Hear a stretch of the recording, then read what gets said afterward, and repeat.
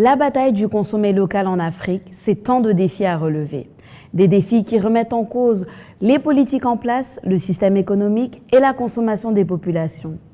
Comment soutenir le développement interne avec un contexte qui met de l'avant la production locale? C'est une expression qui gagne en popularité depuis quelques années dans bien des secteurs. Mais la véritable bataille semble être de faire du consommé local plus qu'un slogan pour qu'il devienne véritablement une prise de conscience globale.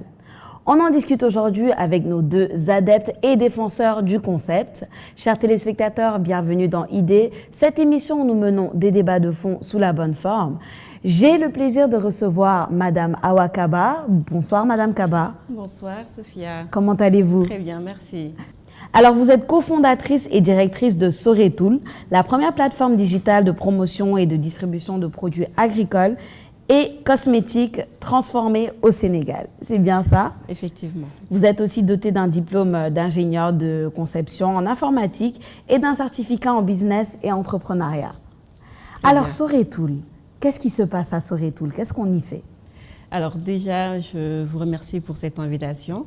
Et de parler du consommé local est un sujet qui me tient énormément à cœur, puisque étant ingénieur de conception en informatique, je me suis carrément lancée dans l'entrepreneuriat, mais dans le milieu agricole. Donc deux domaines qui n'ont rien à voir a priori, mais qui aujourd'hui portent réellement un sens. Et à travers Soretool, qui est juste en fait le mot Wolof pour dire « ce n'est plus loin », nous rapprochons l'offre rurale de la demande urbaine en permettant d'une part aux femmes transformatrices qui sont dans plusieurs régions au Sénégal d'écouler leurs produits et de pouvoir donc accéder à un marché. D'autre part, nous permettons à tout consommateur sénégalais de retrouver une panoplie de produits locaux transformés sur une seule plateforme digitale et de se faire livrer à domicile. Wow. Voilà. Super. Bah, écoutez, on va regarder avec preuve à l'appui une de vos vidéos sur justement ce que vous faites à Soretool. C'est tout de suite.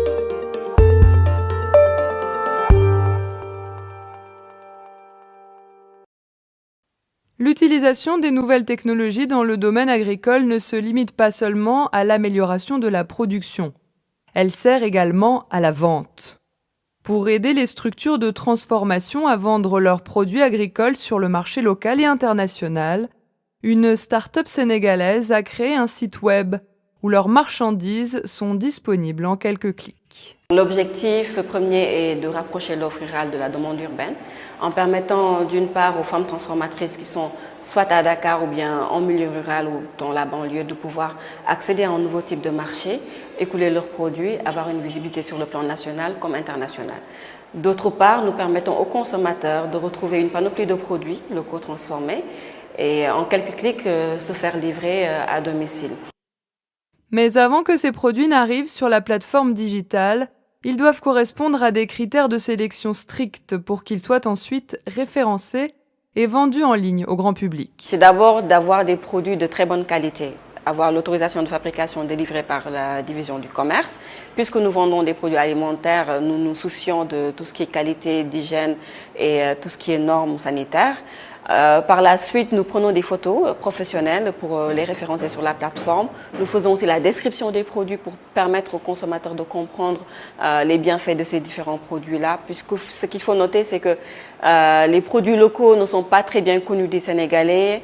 Et donc, il y a toute une communication derrière que nous faisons sur tous les réseaux sociaux pour conscientiser, sensibiliser les consommateurs sénégalais à l'utilisation de ces produits-là.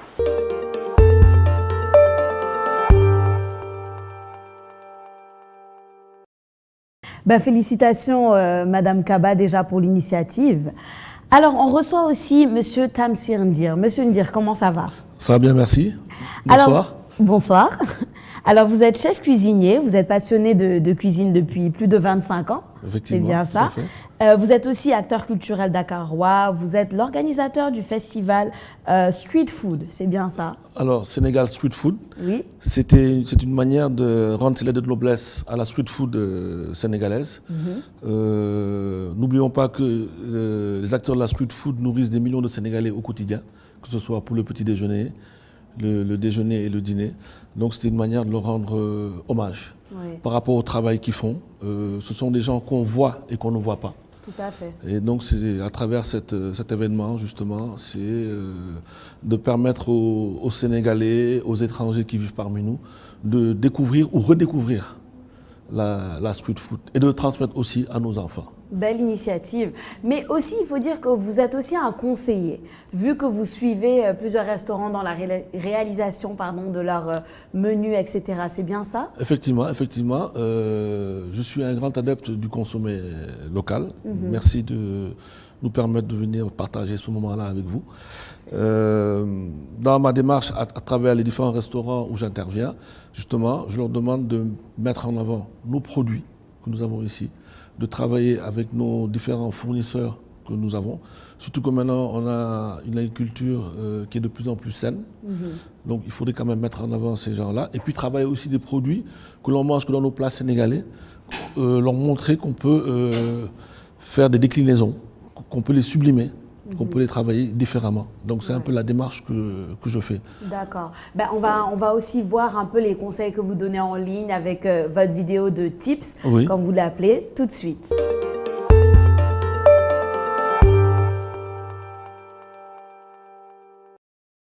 Bonsoir les amis, bienvenue sur les tips de Tamsir. Alors ce soir on va parler d'œufs mollets et d'œufs pochés. Alors un œuf poché c'est un œuf qui cuit en entier, mais sans la coque, pendant quelques minutes dans une eau frémissante. Et donc voilà, je vais rajouter du vinaigre. Voilà, on va le poser là. Je prends mon œuf ici. On va le casser délicatement et le verser dans ce petit bol. J'ai versé du vinaigre là-dedans, voilà, et je verse mon œuf comme ça. Et on va laisser cuire à peu près 4 minutes. Un œuf mollet, c'est un œuf qui cuit avec la coque, qui cuit moins longtemps qu'un œuf dur.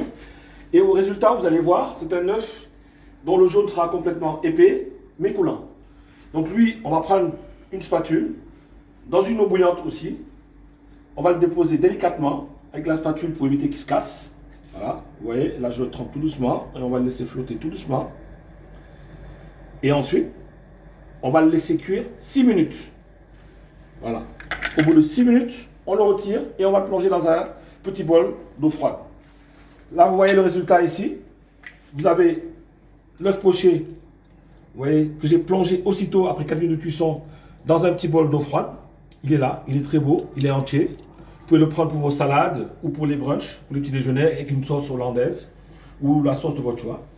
Et on a ici l'œuf mollet qu'on va écailler tout doucement. Il va falloir l'écailler vraiment. Je vais prendre un couteau ici, quelque chose pour l'écailler. Pardon. Voilà. Et voilà. On va l'écailler tout doucement parce que c'est très fragile. On va éviter de le casser, parce qu'à l'intérieur, le jaune est épais et il est coulant. Vous pouvez éventuellement le paner, cet œuf-là, après, en l'accompagnant d'un velouté de noyau. Moi, j'aime bien le paner avec du moulaké. Je mélange moulaké et chapelure, et je les panne, et ensuite, je le passe légèrement à la friteuse, à 130 degrés. Et ensuite, j'accompagne ça avec un velouté de noyau ou de pois vert, etc. Voilà. Donc, c'était le tips d'aujourd'hui. L'œuf mollet et l'œuf poché. N'oubliez pas de sortir masqué. C'est toujours un plaisir de vous retrouver. Et surtout, sortez masqué et on se voit demain. Merci.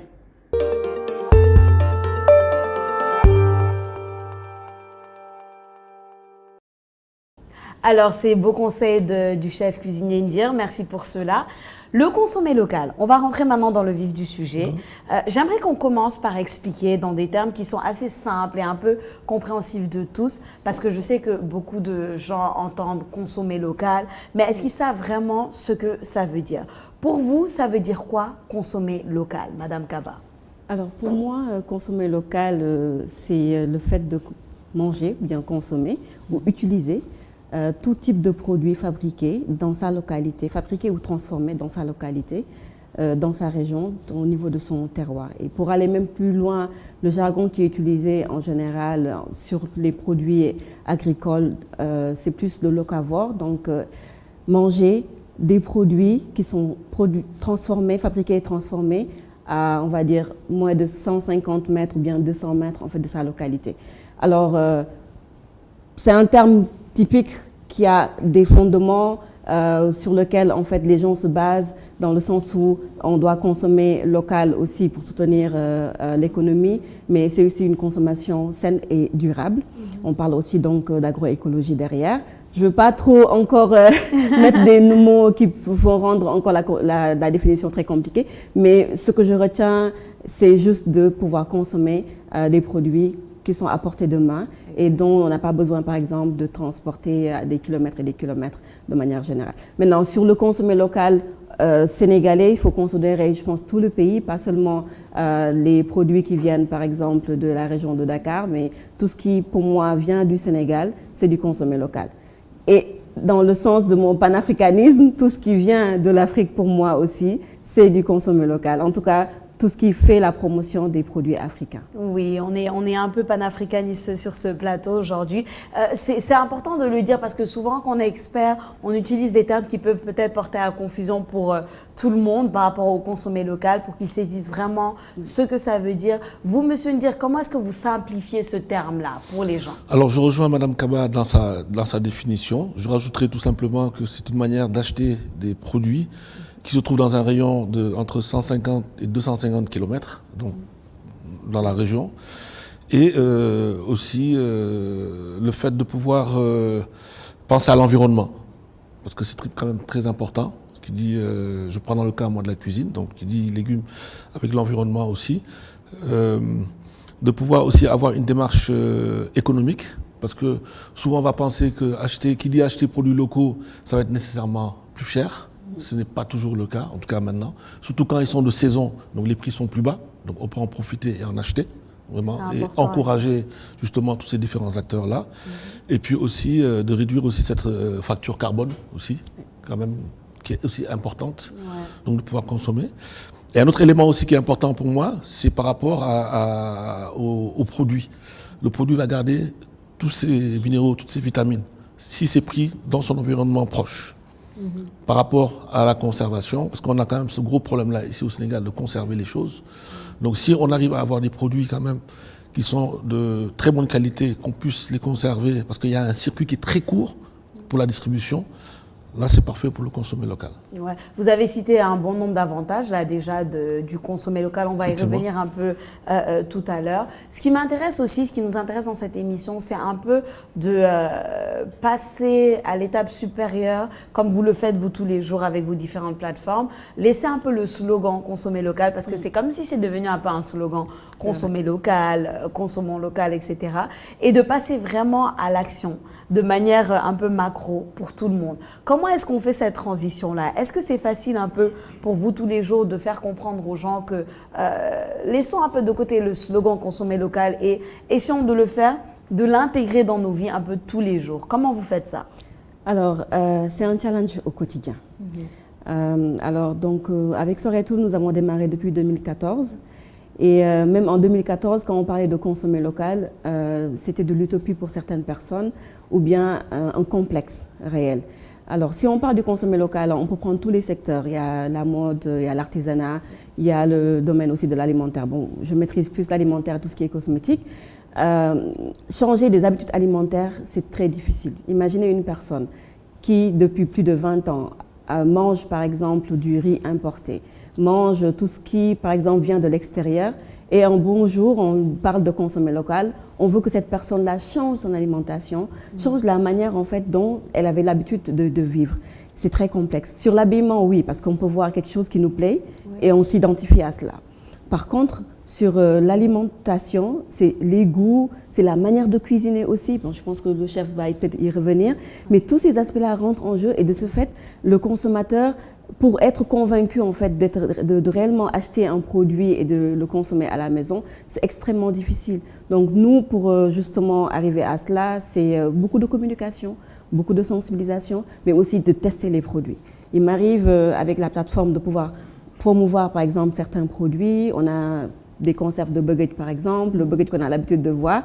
On a tout le temps pourtant notre ketchup qui vient d'ailleurs, mais on peut utiliser notre baguette par exemple aussi pour d'autres plats. On le fait systématiquement à la maison. Alors qu'il y a des conserves qui peuvent aussi être utilisées si le produit n'est plus par exemple de saison. Ces genres de produits-là, les gens ne le connaissent pas. Des femmes font de la transformation de cajou séchés pour remplacer cela avec de la viande. Certains consommateurs ne connaissent pas et c'est très difficile de changer cette habitude alimentaire-là. Donc voilà, nous passons plus sur la partie communication, sensibilisation, faire tester aussi les produits pour que les gens arrivent à découvrir en fait les produits locaux et s'y mettent chez eux aussi à faire de la transformation et plutôt de la cuisine locale. Connaître et avoir l'habitude, il faut le dire, parce que même moi personnellement, quand vous me parlez de conserve, de buggets, etc., je me dis waouh, c'est quand même impressionnant. Donc on ne sait pas forcément à cause de ce à quoi on a été habitué. On reviendra tout à l'heure peut-être pourquoi on a été habitué à certaines choses et non d'autres. Mais vous, Monsieur Tamsir, est-ce que vous retrouvez ce problème-là dans les habitudes des gens et qui ne connaissent pas forcément ce qui se fait localement et qui peuvent en bénéficier? Vous savez, depuis les années 80, différents chefs cuisiniers au Sénégal avaient déjà cette démarche-là, de travailler les produits locaux et de les valoriser. Mais ils ne pouvaient pas, c'était trop tôt, parce que les gens s'identifiaient plutôt à une cuisine européenne classique, ou italienne, ou d'ailleurs. Et dans mon rôle de chef, dans mon travail, depuis quelques années, je ne dirais pas que je l'impose, mais j'essaie de le soumettre aux différents restaurateurs ou hôteliers avec lesquels je travaille, en leur proposant justement une manière de présenter le produit. Par exemple, je prends le djaratou, qui est un produit que j'aime beaucoup. C'est une aubergine déjà qui a énormément de vertus pour le corps humain. Malgré cette amertume-là, elle est très bonne pour le corps. On peut la diminuer aussi, mais on peut la travailler différemment. C'est pas juste le djaratou qu'on va mettre dans un tchéboudienne ou qu'on va mettre dans un plat en sauce d'ici. On peut aussi faire en légumes sautés. On peut le faire confire au four avec d'autres produits. Vraiment le valoriser, vraiment le sublimer, comme on dit en cuisine. Et pour moi, c'est valable pour tous les autres produits, que ce soit le manioc, que ce soit la patate douce, que ce soit le bissap, le quinquiliba. C'est-à-dire, n'oublions pas qu'un chef, il crée. Ouais. Voilà, il crée des plats. C'est vrai qu'il faut beaucoup de créativité. Il faut exactement de créativité. Et dans mon travail, justement, c'est de faire cette fusion-là. Toutes mes bases, je les ai apprises avec la cuisine française, toutes les bases de la cuisine. Et ce qu'on fait ici aussi au Sénégal, au niveau des différentes écoles hôtelières. Mais maintenant, c'est de prendre nos propres produits et de les travailler différemment. Est-ce que ça a été sans vous couper, est-ce que ça a été une transition aisée? Déjà, j'aimerais savoir pour vous, parce que vous venez de dire que vous avez appris vos bases de la cuisine française. Effectivement. Vous avez fait la transition vers des produits sénégalais. Déjà, qu'est-ce qui vous a fait faire cette transition et comment ça s'est passé pour vous? Ça a été tout simplement des tests, hein. Ça a été tout simplement d'essayer, de voir ce produit-là qu'on mange toujours pareil. Pourquoi? Et si on le préparait différemment? Le gombo, par exemple. Le gombo, on va le manger soit entier dans les plats sénégalais, ou on le met dans le bucket. Avec le gombo, avec un autre copain chef, on avait fait beaucoup de la recherche, on a fait les chips de gombo. Et pourtant, c'est très simple à préparer. Ou faire des tempuras de gombo. Un appareil qu'on enrobe le gombo là-dessus, qu'on fait frire, avec une petite sauce tomate. Et voilà, ça fait un accompagnement, une entrée ou un petit tapas, etc. Ou aussi un gombo avec du pesto maison, des copeaux de parmesan. Donc c'est-à-dire, on reste dans cette globalité-là mondiale culinaire, mais avec un produit de chez nous. Et n'oublions pas que le produit comme le gombo ou le manioc, on va le retrouver en Amérique du Nord, notamment en Louisiane, on va le retrouver en Amérique latine, parce que beaucoup de ces produits-là viennent de là-bas. Donc leurs origines sont de ces pays-là et ils ont migré vers l'Afrique. Donc c'est quand même, voilà, cette démarche-là, elle est importante, elle est nécessaire. Elle est utile aussi. Et c'est vrai que c'est difficile de faire passer ce pas-là aux gens, mais il y a quand même une ouverture. Il y a une ouverture qui est là. Même si elle est minime, mais ça parle aux gens. Et de plus en plus, quand on regarde sur les réseaux sociaux, à travers des blogueurs ou même des chefs cuisiniers sénégalais, qui ont pris conscience aussi qu'il fallait s'approprier ces produits locaux-là. Parce que si nous, on ne le fait pas, nous, au Sénégal, ce sont les Européens qui vont le faire à notre place. Et ça a été déjà fait. Ils ont commencé. Pour d'autres choses. Voilà, pour d'autres choses. Il y a une célèbre école de cuisine à Paris qui s'appelle l'école Ferrandi, qui est une école réputée mondialement, qui est reconnue. Ils ont ouvert un département cuisine africaine. Ça arrive, on le voit sur beaucoup de nos produits, Voilà. même nos tissus, on les retrouve Exactement. dans des Exactement. défilés européens. Et pour moi, il est nécessaire qu'au niveau des écoles, différentes écoles hôtelières qu'il y a ici au Sénégal, qu'on commence à travailler quand on apprend les jeunes, quand on les forme, on va les former avec les bases, mais aussi qu'on les forme avec nos produits à nous. Ouais. Qu'on utilise les produits locaux, qu'on les forme, qu'on leur montre ce qu'on peut faire. Quand je fais des sessions de coaching avec des cuisiniers, ils sont très surpris et effectivement, ils me disent toujours, mais c'est vrai qu'on n'y a pas pensé. Il suffit juste d'y penser et de travailler ce produit-là. Au lieu de prendre par exemple un poivron ou une pomme de terre, voilà, je donne un légume comme ça, on peut utiliser un autre légume qu'on a ici et le remplacer. Et ça va très très bien. Surtout qu'on a la chance d'avoir des produits qui sont sans gluten, qui sont très parfumés, qui ont des valeurs nutritives excellentes pour le corps. Donc, il faut y aller. Tout à fait. Tout à fait. C'est plein de bons conseils et puis ça aide à comprendre en fait que c'est pas impossible, c'est à portée de main Tout à fait. pour nous. On parle beaucoup de ça. Vous avez une plateforme digitale sur le consommer local. Si on parle très honnêtement, quels sont les défis du consommer local? On a dit au début, beaucoup de gens ne connaissent pas. Ça déjà c'est un défi.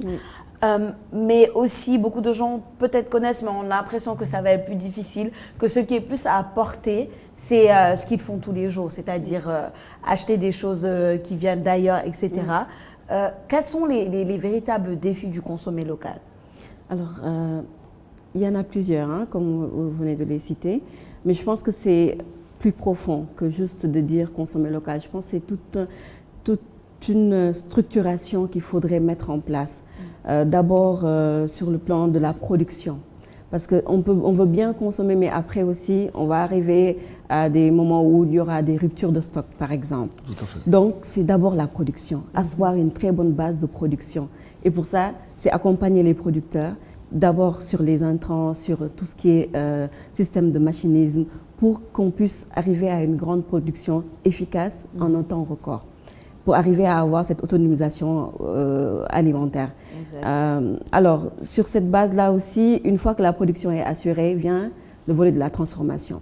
Tout à fait. Le milieu de la transformation, on va dire, a été depuis des années considéré comme juste un métier traditionnel, fait surtout par nos mamans, les femmes transformatrices, qui s'activaient juste dans la transformation de céréales locales. Mais de plus en plus, on voit des jeunes maintenant qui reviennent au Sénégal, qui ont eu à faire des études en agroalimentaire, qui reviennent pour se lancer dans l'entrepreneuriat et créer aussi de nouvelles filières, puisque on a l'impression qu'on a juste quelques produits transformés et on ne valorise pas tout le reste de nos produits. La plupart de nos produits retournent après en Europe pour être transformés, pour être ramenés en Afrique pour être consommés. Et ce qui est très dommage. Voilà. Donc je pense qu'il faudrait qu'on crée aussi des industries, crée des entreprises qui s'activent dans la transformation pour valoriser encore plus nos produits.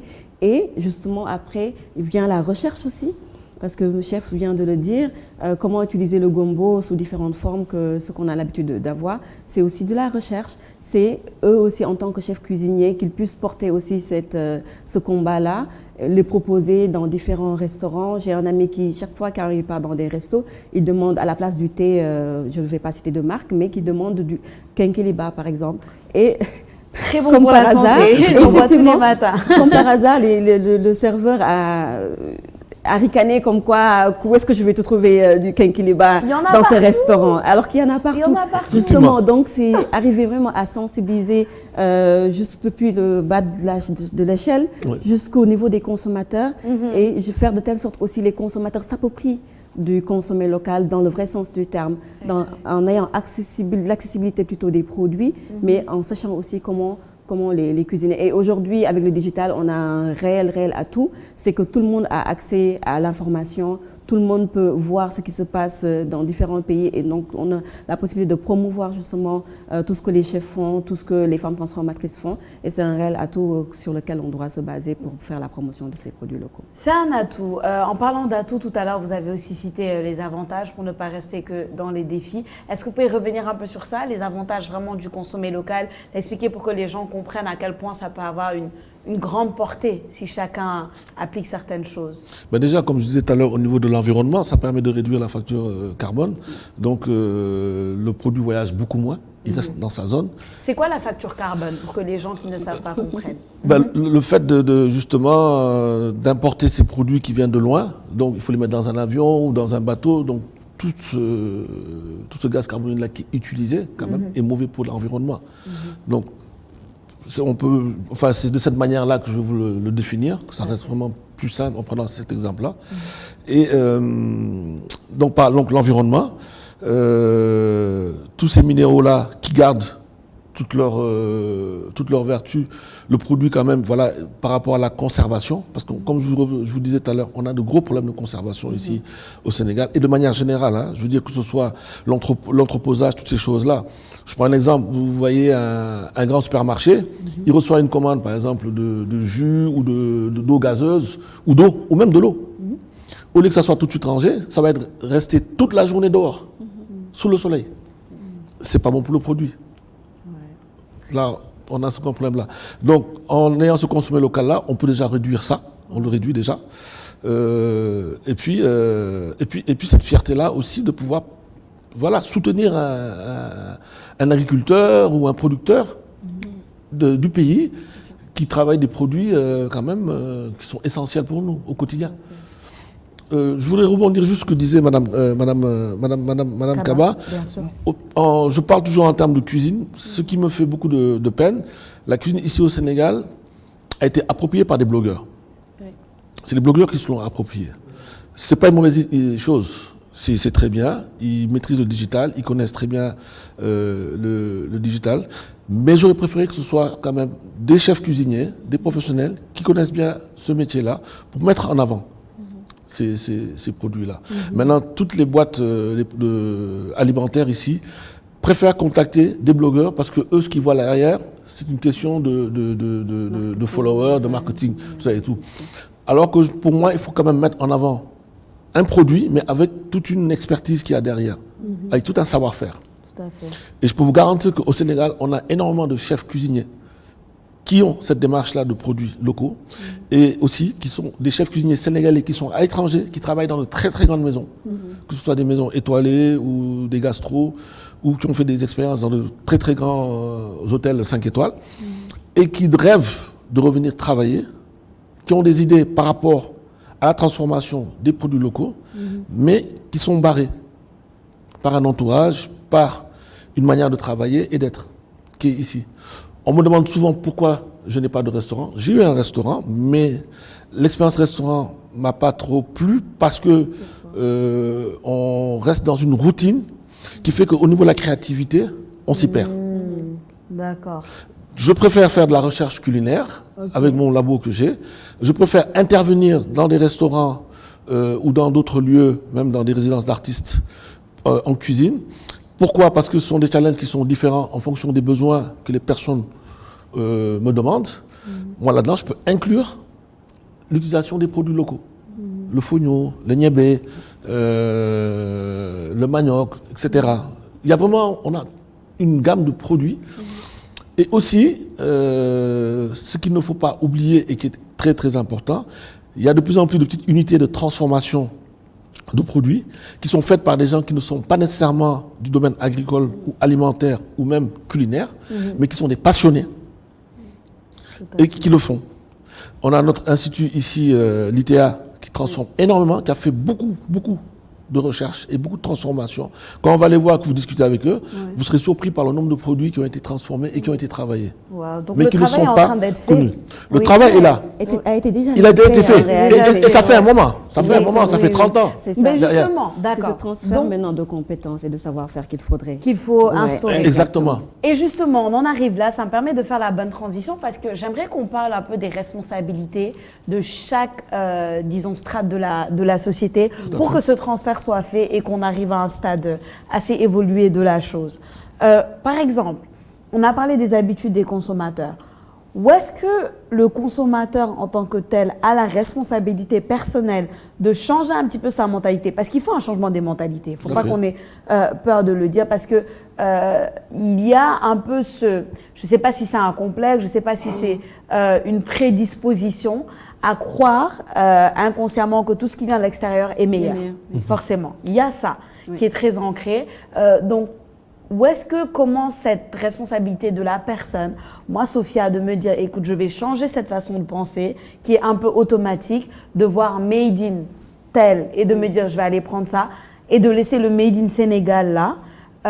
C'est ma responsabilité personnelle, mais où est-ce que cette responsabilité personnelle s'arrête et que la responsabilité par exemple de l'État avec ses politiques internes, ses politiques d'import, export, etc., commence. Et justement, où est-ce que l'État doit vraiment prendre la responsabilité de promouvoir les producteurs et de les soutenir. Où est-ce que ça se passe, Madame Kaba? Alors, pour les consommateurs, je pense que c'est d'abord au niveau de la santé, parce que ce qu'on mange détermine en fait qui on est et détermine notre santé de manière globale. Et je pense que si on est conscient de ce qu'on mange, parce que je pense que le Sénégalais n'a pas le réflexe de lire les valeurs nutritionnelles ou bien le tableau nutritionnel qui est derrière en fait les packaging des différents produits. Et tous les produits importés l'ont. Malheureusement, certains produits transformés ne l'ont pas, même si derrière le contenu est extrêmement bon et très nutritif. Mais le fait de prendre le temps de lire ces valeurs nutritives permet de savoir qu'est-ce que je mange, quel est l'effet en fait au niveau de ma santé, parce qu'on voit qu'effectivement au Sénégal presque tout le monde est malade. Donc on doit se poser des questions. Si on est malade, c'est parce qu'on ne mange pas bien. Bien sûr, après il y a tout ce qui est santé, plutôt le sport et autres, mais l'alimentation, je pense, est la base de tout. Donc un consommateur conscient doit d'abord se demander qu'est-ce que je mange, qu'est-ce qui est bon pour ma santé. Et quand on pose cette question, on se retourne directement vers nos produits locaux où il y a énormément de bienfaits. L'autre aspect, c'est aussi de dire, est-ce que je contribue réellement à l'économie de mon pays? C'est de devenir un consomme-acteur, pas seulement un consommateur, manger pour manger. Un consomme-acteur, j'adore cette expression. Exactement. Et de savoir que ce que je mange permet aujourd'hui à des producteurs, des femmes transformatrices de gagner leur vie aussi. Et que je n'enrichis pas réellement d'autres producteurs du monde ou bien d'autres pays de manière générale. Donc pour moi, sur la question de la responsabilité du consommateur, c'est au niveau de la santé, c'est au niveau de l'économie et d'être acteur de son développement. D'accord, super. Le consommateur doit s'approprier justement complètement ces productions-là. Il doit se l'approprier. Le rôle aussi doit être fait au niveau le producteur doit aussi amener le consommateur à aller dans cette démarche-là. Comment? En lui donnant un peu plus d'éléments, un peu plus d'informations par rapport à sa production, par rapport à... Je prends par exemple les oignons. L'oignon, c'est l'exemple le plus simple. Pourquoi avant le Sénégalais ne voulait pas utiliser l'oignon local? Parce qu'il disait qu'il y avait trop d'eau. Oui. Là, les producteurs, ils ont retravaillé leurs oignons. Ils les ont retravaillés et maintenant on a des oignons de qualité qu'on retrouve dans notre pays. On a de la pomme de terre qui est cultivée ici de qualité qu'on retrouve. Et les aubergines et le gombo, etc. etc. Le riz, pareil aussi. Le riz, par exemple, le riz de la vallée, pendant des années, personne ne voulait du riz de la vallée, personne ne le voulait. Voilà. Mais ils l'ont retravaillé, ils ont fait des recherches et maintenant, de plus en plus, les gens vont vers le riz de la vallée. Et pourtant, n'oublions pas que le riz, ce n'est pas nous. Non. Nous, c'est le mil, c'est le sorgho, c'est le maïs, c'est le fognon, ce sont toutes ces céréales anciennes-là. Et pourtant, le Sénégalais mange que du riz et pense vraiment qu'il s'approprie le riz alors que ça ne vient même pas de... Exactement. En plus, le riz est rempli de sucre. Oui. Donc, tous ces problèmes de santé-là que l'on retrouve.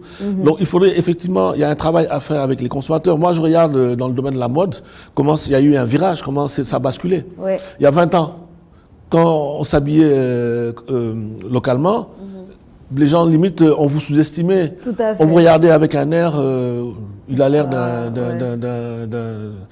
Enfin voilà, les gens avaient quand même un sentiment qui n'était pas sympa. Il y avait vraiment un préjugé par rapport à ça. Maintenant, tout le monde, avec grand plaisir, avec fierté, s'habille local. Le jour que je préfère ici au Sénégal, c'est le vendredi. Pourquoi? Parce que tout le monde est en tenue traditionnelle. C'est beau. Il est beau. Tout à fait. Il faudrait que cette démarche-là ne s'arrête pas que le vendredi. Il faudrait que ça soit au quotidien. Il faudrait aussi qu'au niveau des autorités, qu'il y ait un exemple qui soit donné par rapport à ça aussi, de pousser les populations et les consommateurs vers ces choses-là et de faire aussi de plus en plus la promotion. De faire cette promotion-là. Parce que n'oublions pas qu'on a beaucoup de nos produits qui partent de notre pays. Et les meilleurs. Vous allez voir les mangues, vous allez voir les haricots verts, vous allez voir les tomates cerises. Il y a un nombre de produits d'excellente qualité et en plus bio, qui partent du Sénégal, que même nous, les Sénégalais, on ne verra pas, ou on en verra très très peu. On va les retrouver dans les étals, dans les supermarchés ou dans les grandes surfaces, en France, en Belgique, en Allemagne, en Suisse, etc. Donc déjà là, il y a un problème. Tout à fait. À ce niveau-là. Il y a un très très grand problème. Donc il faudrait peut-être revoir ces démarches-là, vraiment plutôt que les producteurs sensibilisent beaucoup le consommateur à travers l'utilisation de nos produits locaux. Et aussi, pour moi, les médias aussi, peut-être un peu plus d'émissions dans les différentes langues traditionnelles pour mieux expliquer ce que c'est ces produits locaux-là, le bienfait qu'ils ont.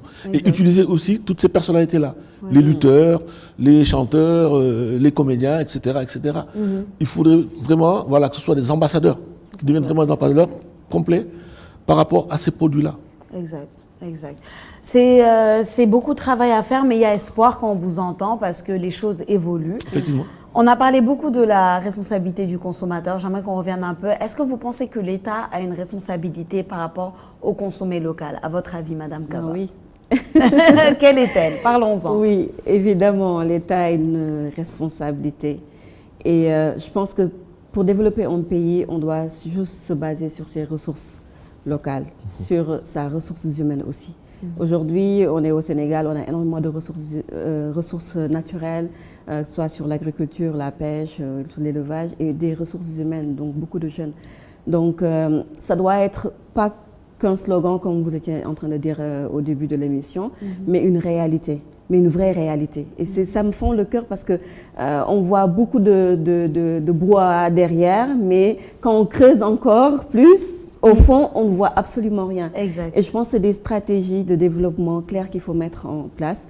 Et je pense qu'on n'a pas besoin d'avoir des connaissances extraordinaires pour justement mettre ça en place. C'est de la volonté politique et structurer, comme je disais tout à l'heure, le système agricole du Sénégal, faire de telle sorte que les producteurs se retrouvent et aussi qu'on ait même des organisations paysannes très très très fortes qui ont la voix, qui peuvent porter aussi la voix auprès des gouvernants pour justement transformer ce système qu'on est en train de vivre. Je pense qu'ils ont une très forte responsabilité. D'abord, il y a les infrastructures qui sont en train d'être faites pour acheminer bien sûr les produits, mais cela reste. Aujourd'hui, on a, nous, des PME qui sont à Kédougou. Pendant l'hivernage, par exemple, on peine à avoir le fognon. Et donc, nous, on s'approvisionne des mois à l'avance pour ne pas avoir de rupture. Et c'est pas normal, en réalité, de voir jusqu'en 2020 parler de problèmes d'infrastructure, par exemple, pour l'acheminement des produits.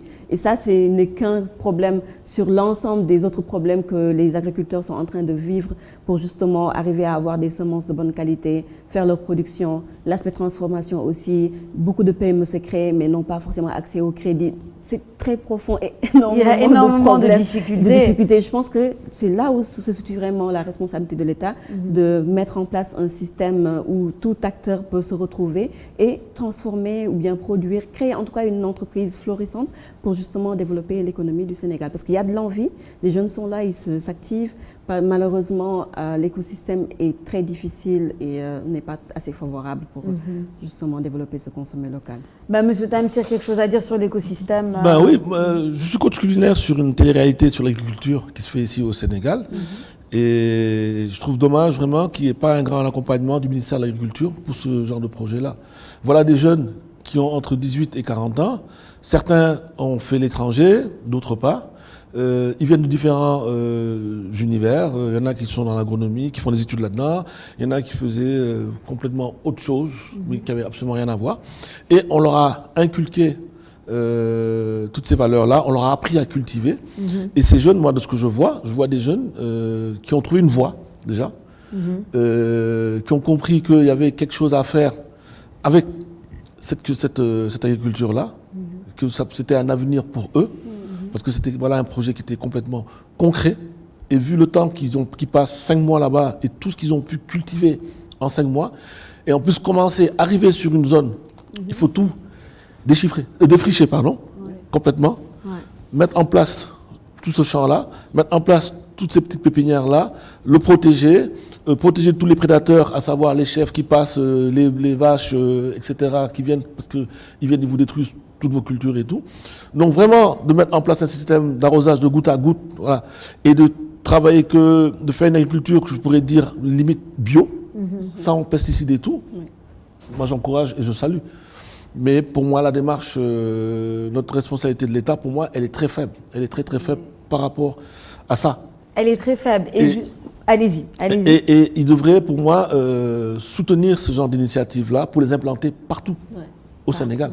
On peut cultiver dans toute la zone qui longe la côte, donc en partant de Saint-Louis jusqu'en descendant jusqu'en Casamance, toute cette zone-là, tout ce côté ouest-là, toute cette zone-là, on peut cultiver.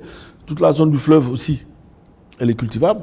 On redescend encore en allant plus bas en Casamance, toute cette zone-là aussi. Quand on remonte le fleuve, on voit toute cette zone-là qui est là, mais on pourrait faire énormément de choses au niveau de l'agriculture. Tout à fait. Même, voilà, il ne se passe pas grand-chose. Ouais, et restons avec l'exemple du domaine de l'agriculture, justement. Comme le mentionnait M. Ndir, les jeunes en veulent, ils sont là, il y en a qui sont passionnés de ce domaine-là. Est-ce qu'ils ont vraiment les moyens financiers et techniques nécessaires pour un peu révolutionner l'agriculture locale? Je veux dire, qu'est-ce qui nous manque pour atteindre cette autosuffisance, selon vous?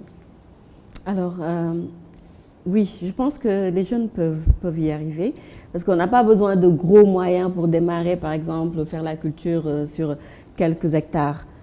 D'abord, peut-être c'est l'accès à la terre qui pose problème à certains, mais de plus en plus, les jeunes y vont et louent des parcelles de terre. Ces parcelles de terre-là, au fur et à mesure qu'ils font la production, ils vendent. C'est savoir maintenant gérer une entreprise, réinvestir, augmenter encore une autre parcelle de terre. Et je pense qu'il y a des personnes qui ont réussi à développer des industries locales dans l'agriculture juste en démarrant, par exemple, sur des petites parcelles de terre. C'est de l'envie.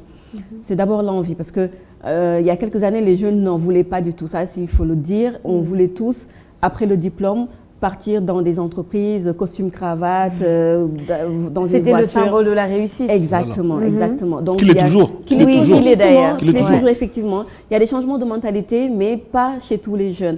Parce qu'on pense que l'agriculture, c'est dur, c'est être tout le temps au soleil, travailler. Alors que derrière, il y a beaucoup d'impact sur le plan économique.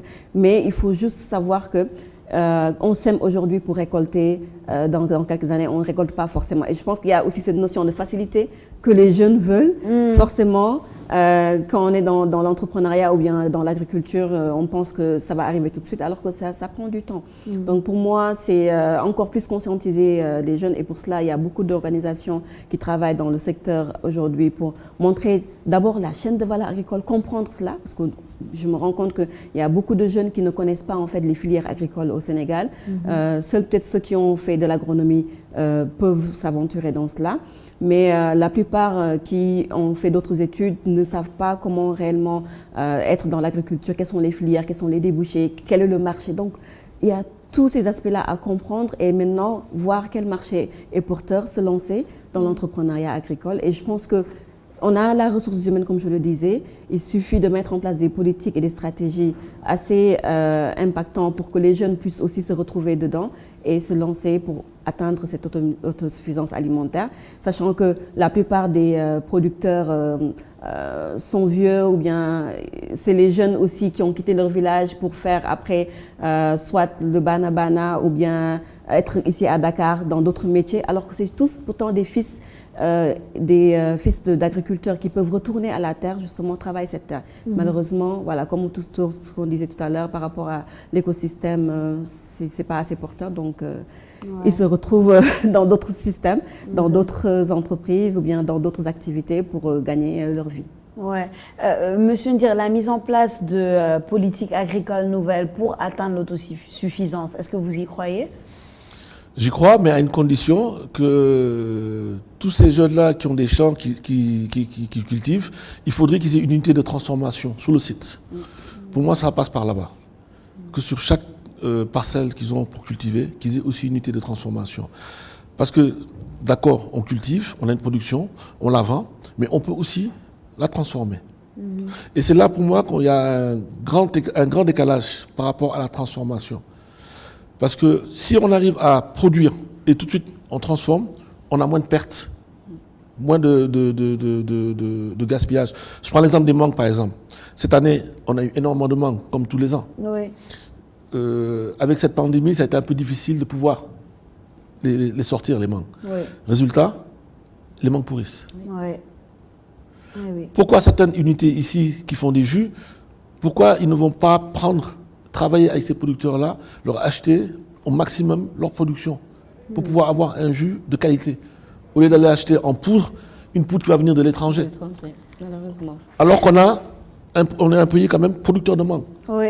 avec de différentes variétés de mangue qui sont excellentes, qui sont de qualité. Donc pour moi, il faut que ça passe par, on le cultive, mais on a aussi unité de transformation. Même si c'est plusieurs qui se mettent en coopérative ou en regroupement, mais au moins dans cette localité-là, qui est une unité de transformation. Et qu'on puisse leur donner tous les outils nécessaires pour transformer ces produits-là. Déjà là, on peut aller dans une direction d'autosuffisance. Ouais. Déjà. Ouais. Et il faudrait aussi, là je reviendrai toujours dans le domaine culinaire, qu'on puisse, nous, les chefs, travailler directement avec ces unités-là, qu'on puisse faire des recherches, continuer à faire nos recherches, qu'on puisse former les jeunes qu'on a, qui viennent en stage avec nous ou qu'on forme, les amener à la terre. Parce que qui dit cuisine, dit aussi la terre. Tout à fait. C'est complètement lié. Tout à fait. Donc si on a quand même ce travail de terre-là, que les jeunes comprennent dans les écoles hôtelières comment ça a été cultivé, comment ça se passe, comment on le travaille, à quelle période et comment on peut le transformer après, là il y aura déjà un très très grand pas qui sera fait. Parce que c'est comme ça que ça se passe à l'étranger. Oui. Et on peut le faire ici. Parce que maintenant, pour transformer, on a beaucoup de petites unités de transformation qui ont vu le jour. Et quand vous regardez les moyens qu'ils ont pour faire cette transformation-là, c'est quand même pas un très très gros investissement à faire, en finalité. Tout à fait. Donc moi, je pense qu'on peut y arriver. Avec cette volonté-là, avec toujours cette aide-là de l'État ou de certaines associations ou de certains organismes. Ouais. Est-ce que, selon vous, on peut parler justement avec les politiques qui sont en place d'une concurrence déloyale? Parce que si le producteur de jus ne va pas voir l'agriculteur ici et préfère acheter un produit, une poudre, comme vous l'avez expliqué, qui C'est un coût de production, voilà. Exactement, il y a forcément une raison. Oui. Est-ce qu'il y a une concurrence déloyale qui se passe, qui tue justement notre production locale? Bah, pour moi, la solution, c'est de fermer juste les frontières, comme on est en train de le vivre un peu avec le Covid. Mais sur les marchandises aussi, pour favoriser la production locale, c'est de se faire mal. C'est-à-dire se dire que pendant 5 ans ou bien 10 ans, il y a une génération qu'on va sacrifier et on va se dire qu'on va juste rester au Sénégal, manger les produits du Sénégal et arrêter de faire de l'importation. Ouais. C'est dur, je sais, mais je pense que des pays l'ont réussi. L'Asie l'a réussi. La Chine, c'est ce que j'allais dire. Et revenir à nos céréales. Revenir à nos céréales. Oui. C'est ça, c'est vraiment avoir le courage de le faire et de conscientiser la population dans ce sens-là. Ouais. Le protectionnisme, est-ce que vous êtes pour la fermeture de protectionnisme total pour justement faire revivre le développement des industries locales à tous les niveaux? À tous les niveaux, oui, c'est nécessaire et ce n'est pas nécessaire. Parce qu'on sait très bien que voilà, si on doit aller dans cette démarche-là de protectionnisme total, ça va être un peu difficile parce qu'il faut le préparer en amont quand même. Il faut le préparer, il faut le travailler. Ça va prendre quand même un certain temps. Maintenant, déjà, ce qu'il faut, c'est déjà se réapproprier nos terres, déjà. Que nous avons, il faudrait les réapproprier, les retravailler, voir exactement quelles sont les filières importantes qu'il faut vraiment travailler. Je regarde l'arachide à l'époque, dans les années 80, même 110, le Sénégal a été quand même producteur numéro 1 mondial d'arachide. Maintenant, on est rendu où? Voilà, cette industrie de transformation qu'on avait, avec une très bonne huile qu'on avait, elle est où? Elle a été tuée par... Elle a été complètement tuée, voilà. Ouais. Elle a été complètement tuée. Quand on prend des terres qu'on vend à des pays étrangers pour cultiver du sésame, le sésame qui est très mauvais pour la terre, c'est pas un produit qu'on utilise chez nous. C'est un produit qui est utilisé ailleurs, qui est mauvais pour la terre. Parce que quand vous avez fait votre récolte de sésame, ça prend des années avant que vous puissiez réutiliser cette terre-là. Tout à fait. Ça, c'est un autre problème aussi qui est là, qui se pose. Vous savez, quand vous discutez avec les jeunes, je discute souvent avec les ambulants ou même les taximans, ou tous ces gens-là, les charretiers, beaucoup, ils vont vous dire une chose. Nous, on vient à Dakar par défaut. Parce qu'il n'y a plus rien chez nous. Mais nous sommes cultivateurs. Et c'est la terre qu'on connaît. C'est ce qu'on aime. Notre rêve, c'est de pouvoir retourner, être chez nous, pouvoir être avec la famille, voir nos enfants grandir, être en famille. Ça va éviter tous ces drames-là qui se passent. Le rêve C'est ce qu'ils vous disent, voilà. Non, mais c'est leur discours. Quand j'échange avec eux, c'est leur discours. Donc ça veut dire qu'il y a déjà des personnes qui sont motivées, qui ne demandent que ça. Écoutez, on en arrive à la fin de l'émission. Là, j'aimerais juste, pour terminer, que chacun laisse ses mots de la fin un peu en expliquant ce qui vous motive tous les jours de travailler pour le consommer local, vraiment brièvement. Madame Kaba. Alors, moi, c'est un sentiment, on va dire, d'impacter dans la vie des gens. Chaque matin, quand je me réveille et que je pars à mon bureau, je sais que je suis en train de collaborer avec plus de 23 PME qui représentent derrière plus de 2500 femmes. J'impacte dans la vie de ces gens-là. Et donc, c'est ce sentiment, en fait, de fierté et de motivation que j'ai tous les jours qui me pousse à être dans le consommer local. Et comme je l'ai dit après aussi tantôt, c'est aussi participer à l'économie du pays. C'est aussi avoir une santé grâce aux produits locaux transformés. Intéressant et un message assez profond. Vous, Monsieur Ndir? Pour moi, dans le cadre de mon métier, c'est un plaisir de pouvoir partager mes différentes connaissances, de pouvoir montrer aux jeunes qu'on peut travailler nos produits de manière différente, que ce soit salé ou sucré. Le fait de les amener à s'approprier justement ces produits-là, de travailler leur créativité avec ces produits-là, pour moi déjà c'est une grande victoire. Et au quotidien, je me force justement à faire ce travail-là, à continuer mes recherches, à continuer à le faire, à travailler. Et puis, le rêve qu'un jour qu'on ait un restaurant ou un chef sénégalais étoilé ou reconnu mondialement. Tout à fait. Pour le travail qui est fait, pour le respect des différentes normes, pour le respect des produits, parce que c'est important de respecter le produit. Dans mon métier, c'est quelque chose qu'on fait. On respecte beaucoup le produit. Que ce soit les légumes, que ce soit la viande, que ce soit le poisson, les fruits de mer, etc. On le respecte. Parce que chaque produit a une vie. Donc il faut lui rendre hommage à travers le travail qu'on fait. Il faut lui rendre hommage. Qui parle de cuisine, parle de transmission, parle de partage. Donc c'est le cœur qui parle. Tout à fait. Donc pour moi, quand j'arrive à inculquer ces idées-là à ces différents jeunes, à ces différents cuisiniers avec qui je vais collaborer au quotidien et qu'ils le comprennent et qui commencent à y réfléchir et qui m'en parlent. C'est déjà une réussite. Déjà pour moi, c'est une réussite. Il y a encore du chemin. Oui. Il y a encore du chemin, mais je ne désespère pas. Et j'espère qu'on va arriver d'ici quelques années, d'ici quelques décennies. Peut-être que nous ne serons plus là, mais que nos enfants arriveront justement à mettre en place cette démarche-là, à vraiment s'approprier ce travail-là et d'être fiers. Tout à fait. La fierté de ce qu'on est, et de ce qu'on a. Exactement. Je vous remercie tous les deux pour cet échange. Merci beaucoup. Alors, Merci beaucoup chers à vous. téléspectateurs, vous avez suivi votre émission Idée, cette émission où nous menons des débats de fond sous la bonne forme. Je suis Sophia Ba et nous vous donnons rendez-vous prochainement sur ITV.